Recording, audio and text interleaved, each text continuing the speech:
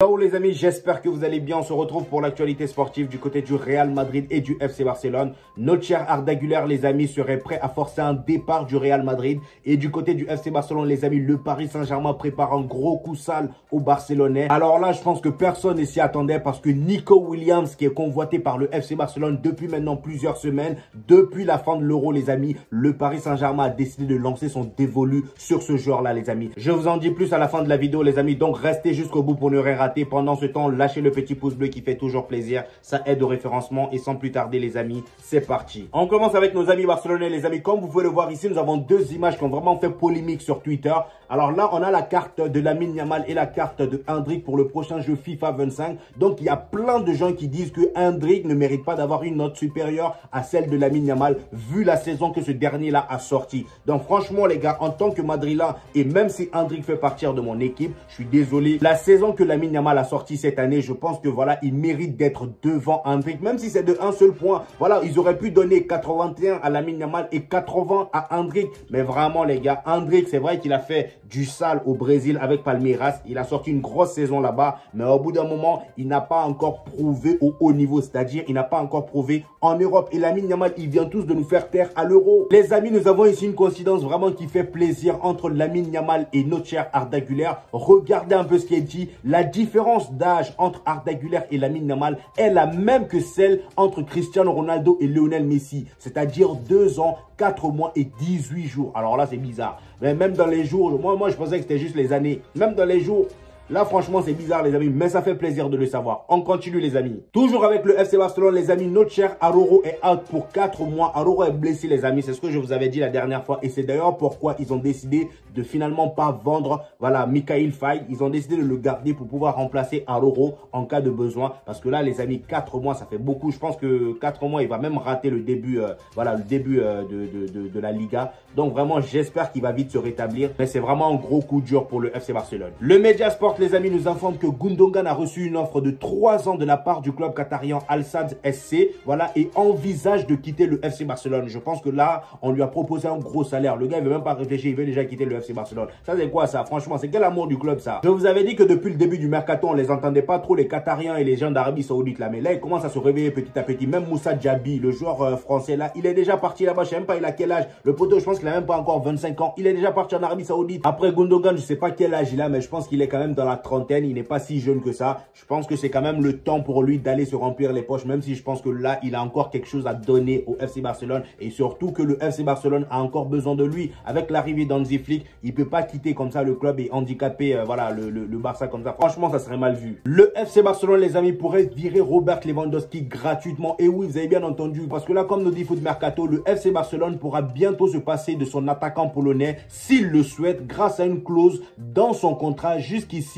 méconnue. Bon, pour l'instant, on ne connaît pas c'est quelle clause, mais en tout cas, il pourrait se débarrasser de lui gratuitement s'il le souhaite, si Robert Lewandowski le souhaite. Vous allez peut-être vous dire pourquoi le FC Barcelone le laisserait partir aussi facilement gratuitement, parce que les gars, au bout d'un moment, le gars, il coûte cher et en termes de rentabilité, c'est pas trop ça, même si c'est vrai qu'il fait du bien au FC Barcelone de temps en temps, mais regardez un peu, Deschamps, c'est le premier joueur, on va dire le joueur numéro 1, le mieux payé de la Liga, carrément, voilà, et le deuxième, c'est Robert Lewandowski, et lui, son salaire est évolutif, donc là, la saison prochaine, il va toucher 32 millions d'euros. Voilà, plus que ce qu'il a touché cette saison. Vous voyez ce que je veux dire? Donc, plus le temps avance, plus il coûte cher au FC Barcelone. C'est pour ça que le Barça ne veut même pas se casser la tête. Et c'est d'ailleurs ce que nous dit Foot Mercato. Surtout que son salaire est évolutif. Il va coûter 32 millions d'euros cette saison au Barça. Et c'est un gouffre financier pour un club en difficulté. Exactement ce que je vous disais tout à l'heure. On enchaîne les amis avec le Paris Saint-Germain qui a trouvé une nouvelle cible, une nouvelle victime, le FC Barcelone. Ils ont vu qu'avec le Real Madrid, ça allait être compliqué. Florentino Pérez, c'est pas un petit joueur. Nasser Al-Khelaifi, il a essayé vraiment de douiller Florentino Pérez jusqu'au bout. Mais le gars, il l'a eu. Voilà, il a pris Kylian Mbappé, le meilleur joueur du Paris Saint-Germain, gratuitement. Le gars, il a la haine. Maintenant, il s'est retourné sur une proie facile. Le FC Barcelone, eux, ils les connaissent bien. Parce que c'est là-bas, il avait réussi à chipper Neymar. Maintenant, il veut les arracher le joueur qu'il convoite le plus, c'est-à-dire Nico Williams. Donc là, comme vous le savez, depuis la fin de l'Euro, le FC Barcelone convoite. Et d'ailleurs, là, il est même dit que Nico Williams, on attend juste son oui pour que le contrat soit signé et que voilà, tout soit conclu avec le FC Barcelone. Mais là, selon selon Foot Mercato, le Paris Saint-Germain se lance dans la course à la signature de Nico Williams. Alors que le FC Barcelone étale une forme d'optimisme sur ce dossier depuis plusieurs jours, il va devoir se méfier grandement du Paris Saint-Germain pour Nico Williams. Les premiers contacts ont eu lieu entre le club francilien et l'entourage du joueur. Et là, Foot Mercato nous donne plus de détails en disant qu'il se disait que le FC Barcelone craignait justement une offensive parisienne en raison de ses capacités financières illimitées. C'est visiblement ce qui se passe, puisque des premiers contacts ont eu lieu pour prendre la température, explique The Athletic. Pour le Paris Saint-Germain, cela comblerait là le besoin d'un nouvel ailier gauche, puisqu'après le départ de Kylian Mbappé au Real Madrid, seul Bradley Barcola apparaît comme un spécialiste du poste. Cependant, les gars, on est tous là à parler de Nico Williams au FC Barcelone, Nico Williams au Paris Saint-Germain, mais Atlético Bilbao, eux, ils veulent pas encore lâcher l'affaire. Hein. D'ailleurs, regardez ce que Valverde dit. Voilà, Valverde, on va dire l'entraîneur d'Atlético Bilbao. Il dit, Nico Williams, je suis calme, nous dépendons de lui et il est content de nous et nous sommes contents de lui aussi. Mon gars,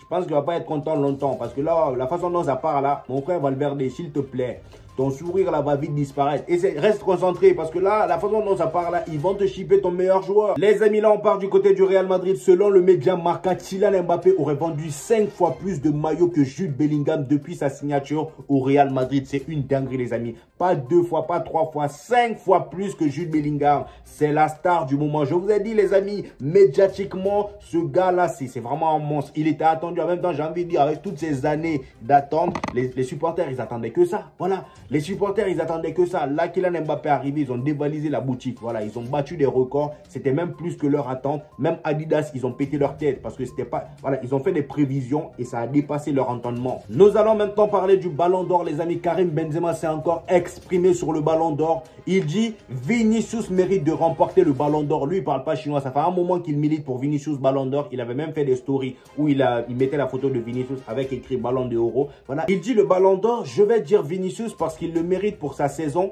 et pas seulement pour ce qu'il a fait cette année, mais aussi lors de la précédente année. Il était aussi au-dessus avec son football et ce qu'il fait avec le ballon. C'est un footballeur complet. Il peut gagner un match à lui tout seul, bien sûr avec l'aide de ses coéquipiers, mais il est très bon quand le Real Madrid a besoin de lui et c'est pour cela que je pense qu'il le mérite. Il est toujours là au bon moment. Pour cela, mon préféré est Vinicius. Donc là, il n'a pas parlé chinois, il n'y a pas de Rodri, il n'y a pas de je sais pas quoi, Kylian Mbappé, Vinicius, point barre. Les amis, on enchaîne avec un ancien joueur du Real Madrid, notre cher James Rodriguez, qui a terminé meilleur joueur de la Copa América. Le gars, il était bouillant. Je pense que lui, Copa América, c'est son domaine. Voilà, le poteau, il a sorti une Copa América de taré. Et d'ailleurs, là, ça lui a monté à la tête. Voilà, le gars, il s'est dit, non, je suis trop bon là. Voilà, je suis trop bon pour jouer dans un vieux club. Le gars, il a résilié son contrat avec son club actuel. Il veut aller à Porto. Voilà, là, il veut changer de club pour revenir en Europe. Le gars, voilà, dans sa tête, il se sent plus. Comme il est dit ici, les amis, James Rodriguez souhaite revenir au FC Porto. Cependant, un accord semble impossible en raison de la situation financière du club. Ah, mince, dommage. Mince. Je le sentais bien venir, mais là, malheureusement, financièrement, ça va pas le faire. Donc, reste dans ton club, ok? Même si en vrai de vrai, on sait tous que tu as encore le niveau pour l'Europe, mais reste là-bas un peu. Toujours avec le Real Madrid, les amis, nous avons ici une prédiction. Les amis, comme vous le savez, en 2015, le Real Madrid joue contre l'AC Milan en pré-saison et gagne la Champions League. Ensuite, en 2021, le Real Madrid joue contre l'AC Milan en pré-saison et gagne la Champions League. Ensuite, en 2023, les amis, le Real Madrid joue contre l'AC Milan encore une fois en pré-saison et gagne la Champions League. Et devinez contre qui ils vont jouer en 2024 la pré-saison face à l'AC Milan. Après, je pense que ce n'est pas un secret. Vous savez tous qu'on va gagner encore cette Ligue des Champions. Parce que là, quand je vois l'équipe là même, franchement, qui va nous arrêter? Déjà, même sans Kylian Mbappé là, regardez, même si Kylian Mbappé n'était pas venu, je pense qu'on aurait pu encore être favori. On aurait été favori, ça c'est sûr et certain. Et d'ailleurs, en parlant de Ligue des Champions, les amis, comme chaque année, il y a le pourcentage des clubs pour gagner la Ligue des Champions qui est sorti. Comme d'habitude, le Real Madrid n'est jamais favori. Voilà. Et on finit toujours par la remporter. Manchester City, ils sont encore premiers. Ils ont 25% de probabilité de remporter la prochaine Ligue des Champions. Je pense que Pep Guardiola, s'il voit ça, il va goumer celui qui a fait les pourcentages là. Franchement, il en a marre. Le poteau, chaque année, on le met favori et le Real Madrid vient passer devant. Même si, bon, il y a 2 ans là, ou 1 an, je sais même plus, c'était 1 an, voilà, ils ont réussi à la prendre. Mais au bout d'un moment, respectez le Real Madrid. On vient de remporter la Ligue des Champions là. La dernière fois, on a quand même été dangereux, même si on n'est pas allé en finale. Ça, c'est l'histoire du Real Madrid. Chaque année, on ne nous fait pas confiance. À chaque fois, on ne nous met pas favoris et on finit toujours par impressionner les gens. On finit toujours par choquer les gens. C'est ce qu'on aime. Comme vous pouvez le voir, on a 20% de probabilité pour la remporter. Ensuite, Arsenal, ils ont 8%. Liverpool, 7%. Et ensuite, 7% pour le FC Barcelone. Je pense que j'aurais même mis le FC Barcelone devant Liverpool parce que là, Liverpool, ils sont en reconstruction. Même avec Jürgen Klopp, c'était compliqué. Mais là, avec le départ de Jürgen Klopp, je pense que bon, Liverpool, il méritait même pas d'être dans ce classement-là. Voilà. Bref, les amis, on enchaîne avec une pépite que le Real Madrid va probablement perdre définitivement. C'est Takefusa Kubo. C'est malheureux de le dire, mais ce gars-là, moi, les gars, j'aurais tellement aimé le voir évoluer au Real Madrid. Mais malheureusement, ça l'a pas fait. Regardez ce qui est dit. Liverpool est prêt à payer la clause libératoire de Takefusa Kubo de 60 millions d'euros. Le Real Madrid recevra 27 millions d'euros si l'accord est conclu. Parce que oui, je le rappelle, le Real Madrid détient 50% des droits de Takefusa Kubo à la Real Sociedad. Franchement, les gars, c'est dommage, c'est compliqué en tant que jeune joueur de s'imposer dans cette équipe. Je nous aime bien, mais c'est grave, les gars. Même à la Castilla, tous les jeunes joueurs se barrent un à un. Même Marvel, qui était censé monter en équipe 1, quand il y avait plein de blessés en défense, là, les Militao, tout ça, là. Marvel, le Renoir qui était censé monter. Le poteau aussi, il veut se barrer. Voilà, il va bientôt se barrer. C'est dommage, les gars, franchement. Et d'ailleurs, en parlant de départ, il y en a un que ça a saoulé. Voilà, notre cher Arda Güler. Comme vous le savez, la saison dernière, ça a été vraiment compliqué pour lui en termes de temps de jeu. Mais voilà, en fin de saison, il a été vraiment bouillant en Liga. Il a marqué 6 buts et une passe décisive, si je me trompe pas. Si je me trompe, les gars, dites-moi ça en commentaire. Regardez ce que nous dit Foot Mercato, les amis. Arda Güler serait prêt à forcer son départ du Real Madrid. La pépite turque voudrait quitter temporairement le club de la capitale espagnole pour obtenir du temps de jeu régulier. Et il est dit, selon les médias espagnols, il veut partir en prêt et serait même prêt à forcer un départ dans le cas où la direction ferme la porte. Les plans du staff et des dirigeants ne vont justement pas dans ce sens puisqu'ils veulent l'avoir sous la main lors de la saison à venir. Alors que l'AC Milan et le Bayern Leverkusen seraient venus aux nouvelles, il faut dire que le Real Madrid a un trio offensif bien défini avec Vinicius, Mbappé et Rodrigo et des joueurs comme Endrick, Brahim Diaz, Jude Bellingham au milieu. C'est aussi bouché. Le petit prodige turc risque donc de devoir forcer la main à sa direction. Une chose est sûre, il ne veut pas vivre la même saison qu'en 2023-2024 où il a dû attendre la fin de saison pour grappiller du temps de jeu régulier. C'est donc un dossier assez périlleux que va devoir gérer le Real Madrid dans les prochains jours. Les gars, ça sent pas bon, ça sent pas bon. Franchement, les gars, j'en ai marre. Arda Güler, on a bien vu à l'Euro comment le gars il était talentueux. Le gars, tu le mets en confiance. Regardez, la Turquie, ils ont essayé ne serait-ce qu'un seul match à le mettre en confiance. Regarde, j'avais même l'impression que c'est lui qui gérait l'équipe de Turquie, le poteau. Voilà, c'était lui le responsable. Il tirait les coups francs et même quand il tirait, il était dangereux. En fait, là, j'ai peur que ça se passe comme Takefusa Kubo. Le poteau, il est parti en prêt et on l'a plus vu. Voilà, il est parti, on l'a plus vu. Et on risque d'avoir la même chose avec Arda Güler. S'il part dans un club comme l'AC Milan ou Leverkusen et qu'il s'en sort bien,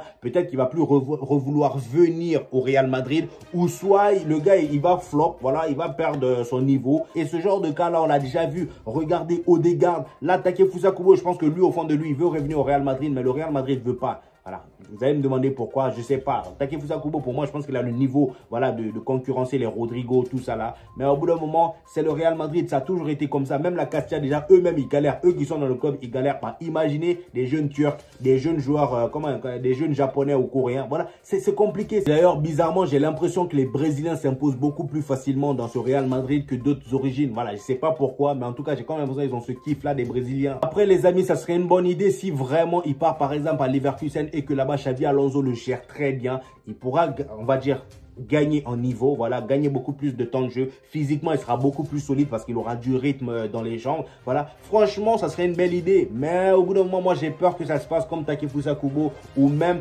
comme, comment il s'appelle, le joueur d'Arsenal, là, comme Odegaard. Vous voyez ce que je veux dire? Les amis, nous avons des nouvelles de notre cher Leny Yoro qui nous a lâché. Voilà, le poteau, il n'a pas voulu venir au Real Madrid parce qu'on ne proposait pas l'argent qu'il voulait, la somme qu'il voulait. Il est parti à Manchester United. Et regardez la déclaration qu'il a fait à Manchester United. Le poteau, il dit, Manchester United est le plus grand club du monde. Pour moi, c'est un rêve de jouer pour ce club. Les fans ici sont incroyables. Je suis prêt à mourir pour ce club. Leny Yoro, faut mentir doucement, s'il te plaît. Franchement, c'est quelle façon de mentir aux gens, ça? Hein? J'ai comme l'impression que les joueurs, dès qu'ils signent dans un club, ça devient leur club de cœur, leur rêve. Voilà, franchement, au bout d'un moment, arrête. Il y a 2 semaines, là, ton rêve, c'était de venir au Real Madrid. Faut arrêter. Tu refusais tous les clubs pour venir au Real Madrid.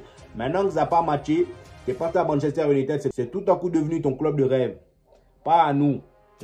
Pas à nous, ça va pas passer. Voilà les amis, c'était tout pour aujourd'hui. J'espère que vous avez kiffé la vidéo. Donnez-moi vos avis en commentaire par rapport à toutes ces infos. J'hésiterai pas à vous répondre comme d'habitude. Sur la précédente vidéo, j'ai pas encore eu le temps de vous répondre. Je vais le faire juste après cette vidéo les amis. Donnez-moi vos avis en commentaire. Lâchez le petit pouce bleu qui fait toujours plaisir. Ça aide au référencement. Et on se dit au prochain épisode les amis. Peace!